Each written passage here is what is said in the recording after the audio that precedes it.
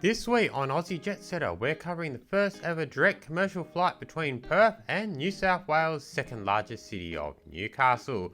A route which promises strong potential and best is considered as long overdue. Now, a long time in the making, backed supposedly by strong demand from both sides of the country.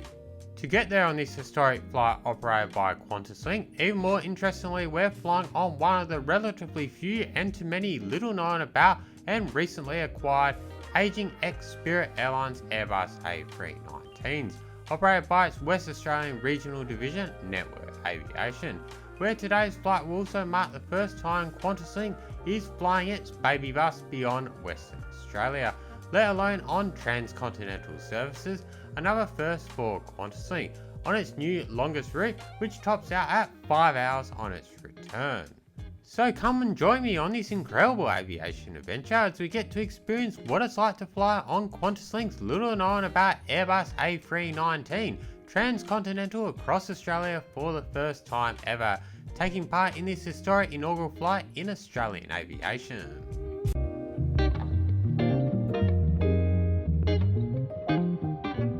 Hello, good morning and welcome to Perth Airport's Terminal 3 and Terminal 4, the exclusive home of all Qantas, QantasLink and technically also Air North, both domestic and international services in Perth these days.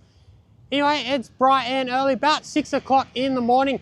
Very cold and wintry old September morning. Anyway, it's going to be a very exciting morning on the Aussie JetSetter YouTube channel. We're going to be covering aviation history. We're actually going to be covering the first ever direct commercial flight between here in Perth and Newcastle, which is the second largest city in New South Wales.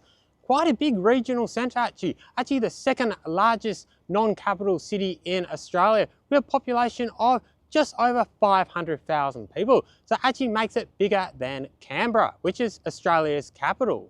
So today's inaugural flight is going to be operated by QantasLink Network Aviation with their Airbus A319, which is what I think makes this flight even more interesting. What's really cool about today's flight, we're actually going to be flying on just one of the 9 recently acquired as of last year ex-Spirit Airlines Airbus A319s. Since QantasLink have got them, they've really just been flying regional routes within WA. Actually was going to be flying on the A319 from Geraldton back to Perth early in the year, though the aircraft was unfortunately changed to an Air North aircraft at the last minute, which wasn't the end of the world. At least I got to try an Air North aircraft for the first time. But yeah, we're actually going to be taking the A319 out of WA today.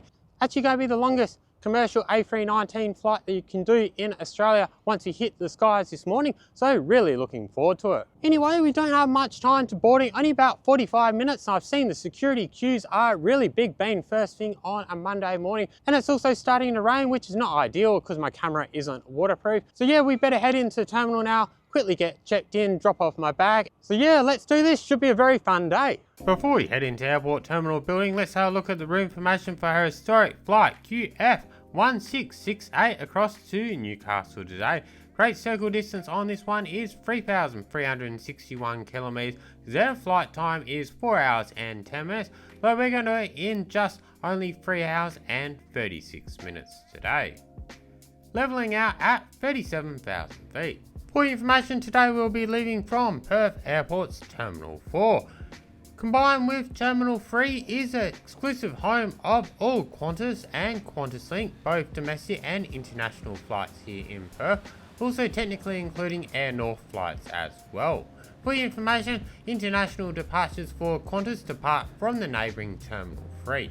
Won't go over the full statistics of Perth Airport like in many of my other flight reviews gone by, but long story short, it's the 4th busiest airport in Australia. According to the latest 2024-2025 statistics, it serviced a total of 17,481,000 passengers, which 6.1 million were domestic, 6.2 million were regional, and international there was 5.1 million approximately. As I demonstrated many times before here in Perth, check-in for Qantas is largely a fully automated self-service affair. One thing I'm not a huge fan about is self-service check-in kiosks, which practically force you to check in online via your own mobile device, only to be able to then print off your baggage tag. A little bit frustrating in my opinion. Then it's immediately on to self-service baggage drop, which again is a very straightforward affair. Basically just scan your boarding pass, which is almost certainly going to be only on your mobile phone at this point. Follow the aviation security prompts, plonk your bag on the conveyor belt, and yeah, off it should go. All very straightforward to Newcastle this morning.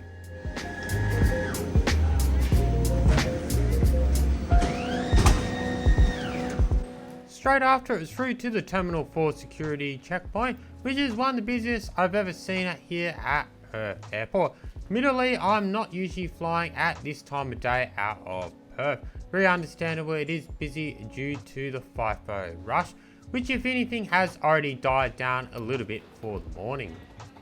Things get super busy here first thing in the morning. Probably between about 4 and 6 AM would be the busiest time for flight departures. Just after 6 AM now. So yeah, it's about a 5-10 minute wait to get through. But yeah, the crowds were processed really efficiently in my opinion. Anyway, let's now head over to gate 12, which I believe is indeed an Aerobridge gate. Check out our Airbus A319 that will be taking us over to Newcastle today. See if there's any special festivities going on for today's historic occasion.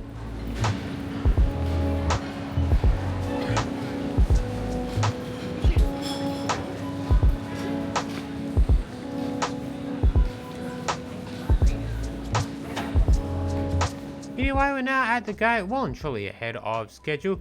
Not exactly booming with activity at this early hour, but there is indeed a few representatives from Network Aviation, including its Chief Operating Officer, I believe, doing a few speeches and doing a few videos. So that's cool to see. Maybe there'll be some more active festivity for passengers a little bit closer towards departure. Anyway, let's now have a look at our aircraft information for our cute little baby bus Airbus A319-100 ex-Spirit Airlines aircraft that's going to be taking us over to Newcastle today. So we're flying on Victor Hotel 8 November Sierra, first delivered straight off Airbus's Hamburg, Germany production line to Spirit Airlines of the United States in June 2005. Putting this aircraft at 20.2 years of age at time of flight. Finally was then delivered to Network Aviation, one of the 3 QantasLink subsidiaries here in Australia, in September of 2024, where it's flown ever since. Anyway, it's almost time for an on-time boarding announcement to be made. While it's not exactly going to be a full flight today, it's surprisingly looking a lot more patronised than I was expecting. Probably going to be about 2/3 full today, which is probably on the more fuller side for inaugural flights that I've covered. Anyway, they are handing out a few goodies at the departure gate, which is really cool to see. Today I get handed a Qantas branded hat, a Perth Airport TSA approved a padlock, also some Perth Airport branded candy as well. So no complaints, really appreciate the hat actually, because I actually forgot to pack one. And just like that, welcome aboard just one of the 9 relatively unknown Airbus A319-100s in the QantasLink fleet. On board you'll find it's an all economy class layout consisting of a very even 150 seats in a very standard free configuration across 25 rows. At your seat you'll find Recaro seating similar if not the same to Jetstar's Airbus A320s, with a seat pitch of about 30 inches and a width of 18. Which perhaps is marginally better than what you'll find on the old Jetstar QantasLink A320s. That's certainly not to say it's great, however, certainly not good for Qantas standards. At your table you'll also find a tray table that folds out and extends, along with the in-flight literature consisting of the magazine, air sickness bag, and safety demo card. Once again, here's a look at the 3 goodies I got at the gate. All very real life usable stuff, so that's good to see. Anyway, we're everyone now boarded very efficiently and seated ready to go. What better time now to sit back, relax and enjoy as we push back from the gate on this rather sun showery sort of wintry morning here in Perth. Then once we're well and truly in the air, well on our way to cruising altitude of 37,000 feet on our way to Newcastle, go over what you can expect on board on the Airbus A319 on QantasLink even more so on this historic inaugural flight occasion today.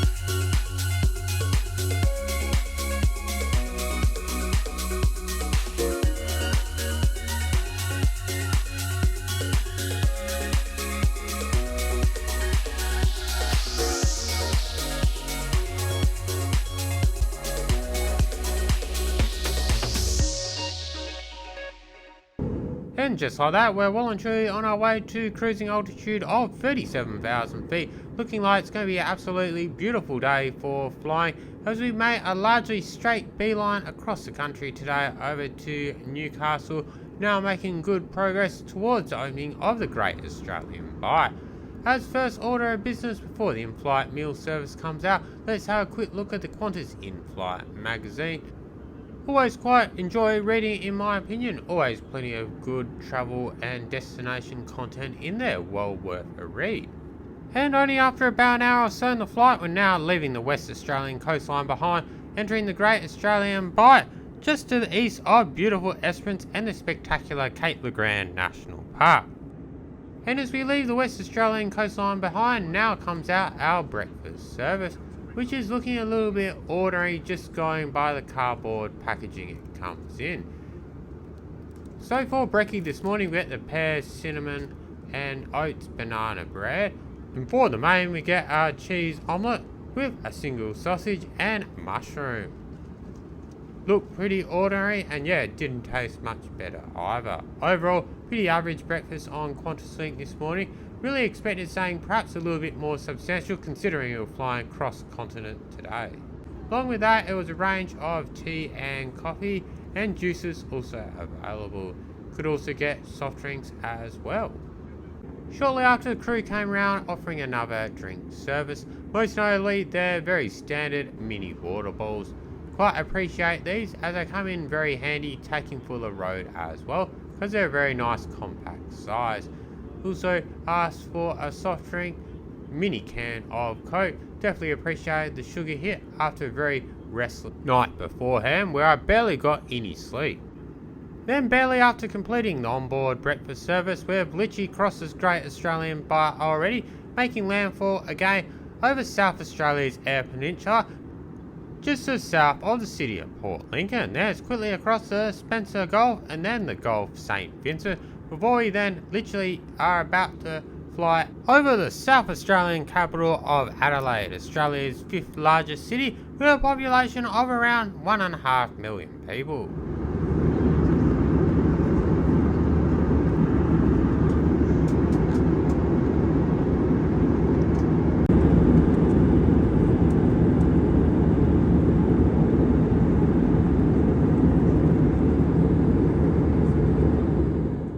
Then as we quickly leave the skyline of Adelaide behind, scenic views of Australiana down below continue, as we pass over the agricultural and farming lands of South Australia, Victoria, and then eventually New South Wales, passing just to the south of Mildura and to the north of Wagga Wagga.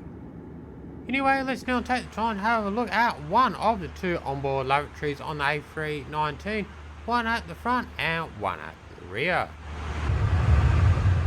So very much a narrow body aircraft lavatory here, nothing too fancy, but yeah, has all the basic amenities you need, including a baby change table and a coat hook. Overall kept pretty neat and tidy and in pretty good nick for a 20-year-old aircraft, so no complaints.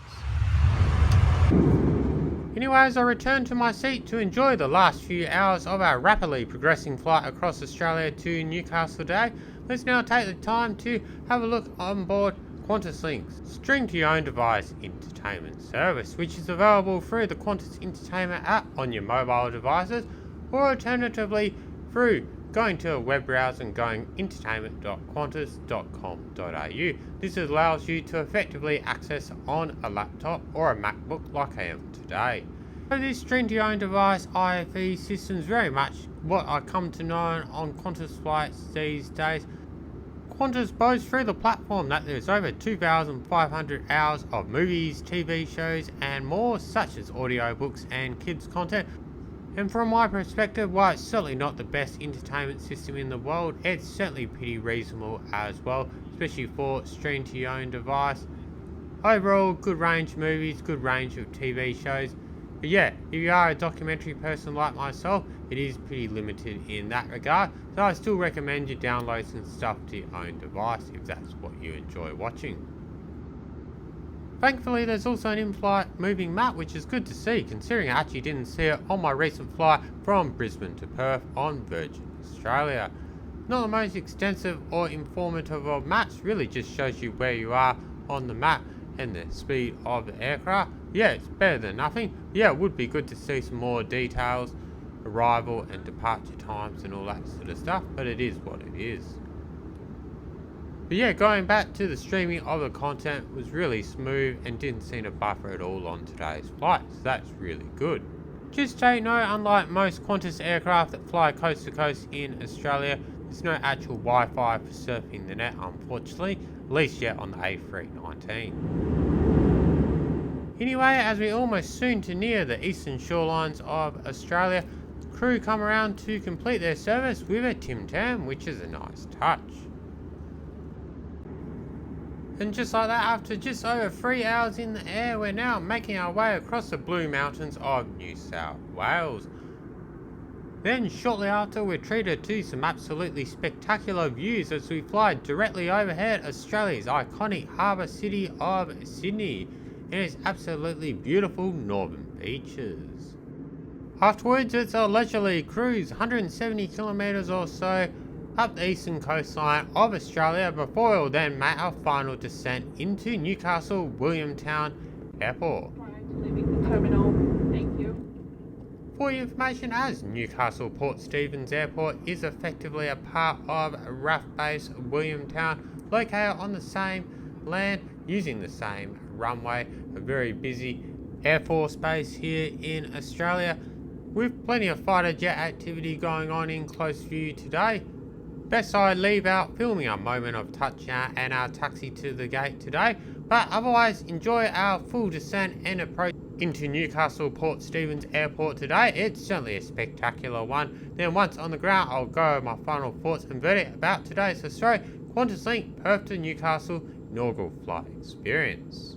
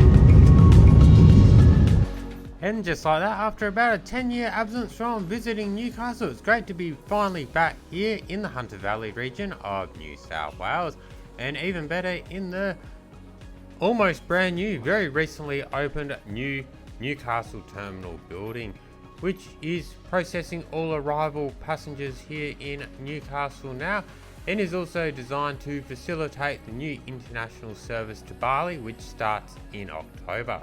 All in all, its new terminal facility will increase Newcastle Airport's capacity from currently around 1.2 million passengers to about 2.5 million yearly passengers. Anyway, it's a bit confusing, but it looks like arriving and departing passengers are completely segregated here at Newcastle Airport, so unfortunately we're going to miss all the festivities which are taking place over at departures.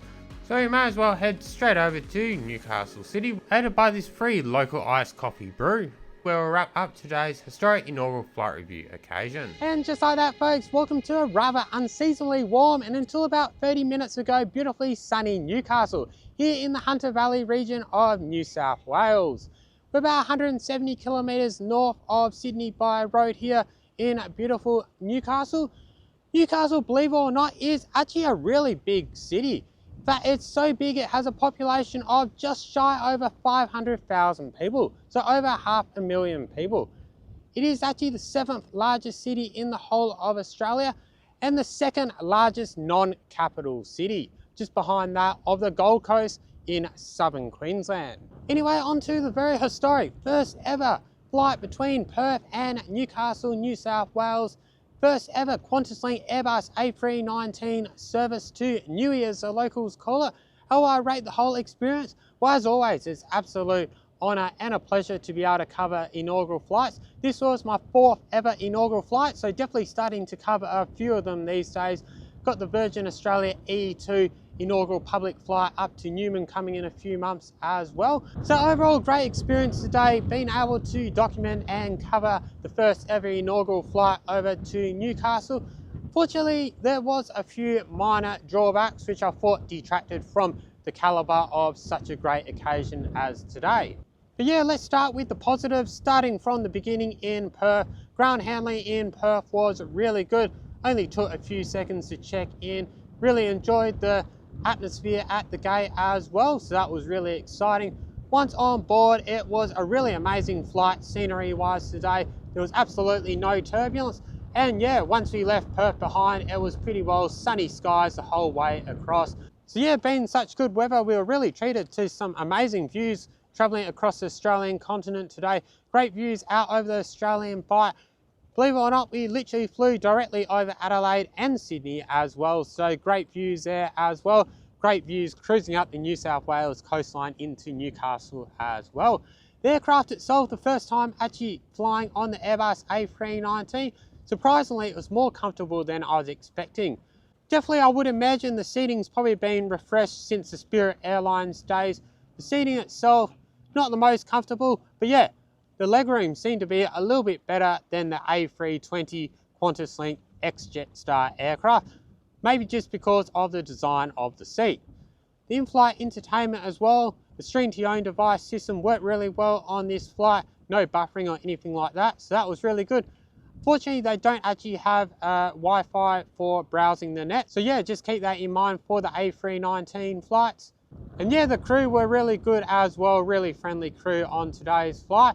And yeah, I booked this one with points before the Qantas points devaluation, so got it for 18,000 points, and I think it's about $50 or $60 tax or saying, so that was a really good redemption in my opinion. Now let's go into the negatives about today's flight. Probably one negative was the catering. The breakfast was a little bit disappointing. Was expecting something a little bit more substantial for a cross-country flight. Had QantasLink vibes for it. Even though we were flying QantasLink, we were flying across the country, so something a little bit more substantial would have been appreciated. Didn't taste that amazing either, unfortunately. So overall, from the QantasLink side of things, it was a really good flight today, aside from the food, which I thought was a bit average. Only other thing I thought was a bit disappointing about today's experience was the festivities on arrival in Newcastle. Fortunately, being such a brand new terminal, we might be a little bit of teething issues they've got going on there at the moment, because it probably took about 30 to 40 minutes for my luggage to arrive. If I knew it was going to be such a long way, I probably would have headed over to the departures area to see the outgoing flight festivities. Talking about festivities, it wasn't really to meet the arriving flight. Newcastle Airport had this huge program of festivities, but yeah, it seemed to be all applying for the outbound flight. Didn't see the water cannon salute either, which was a bit unfortunate. So yeah, it would have been good to see something in the arrivals hall, but I guess it wasn't to be. Maybe they could have warned us the luggage was going to take half an hour to come and welcome us to go over to the departures area in the meantime to see the festivities. I guess that could have worked. And yeah, we didn't really get any merch from Newcastle side of things as well. No goodie bags today, unfortunately. Not sure if you should be expecting one, but yeah, that's just the reality, there wasn't one. And then when I got my luggage, I checked the Google Maps and there was literally a bus only every 1.5 hours. So yeah, literally had to bolt to get on the public bus, which takes about an hour to get into town. Pretty well seems your only other option for getting into the city is an Uber, which costs about $55. Or if you're getting a taxi, it's probably going to be more like $80, $90, something like that. So yeah, transportation really is a problem here at Newcastle Airport. Not very convenient for the travelling public without a car. But yeah, it is what it is. Overall, great experience, notwithstanding those minor teething issues, particularly at the Newcastle end of things. And yeah, really getting a great vibe for Newcastle. Only actually visited here once before, back in 2015. Really good mix of beaches and a very historical city centre. Newcastle once always had a bit of a reputation as perhaps Australia's most industrial city, but these days you can see it's really been done up and regentrified quite nicely. So there you have it, folks. Hope you've enjoyed today's historic inaugural flight over to Newcastle. If you have, really appreciate if you could just give it a like. Leave your comments down below, share amongst your family and friends, smash that new hype button that YouTube are pushing at the moment. Not quite sure what it does, but yeah, they seem to be talking about quite a lot at the moment. And yeah, of course, subscribe to the channel if you haven't already. Really would appreciate that, just so you won't miss out on many more flight reviews to come. Anyway, in the meantime, feel free to visit my website, aussiejetsetter.com.au, for latest and written flight reviews, industry news, destination guides, frequent flyer hacks, and more. Also put a link to my Instagram page, catch up with what I'm doing around the world in real time. Even got a Discord server these days where fans and community of the channel can discuss all things aviation and travel. So, it'd be great to see you over there as well. But from here in historic Newcastle, New South Wales, thanks so much for watching today's historic inaugural flight review. But until next one, safe travels, wherever that might take you.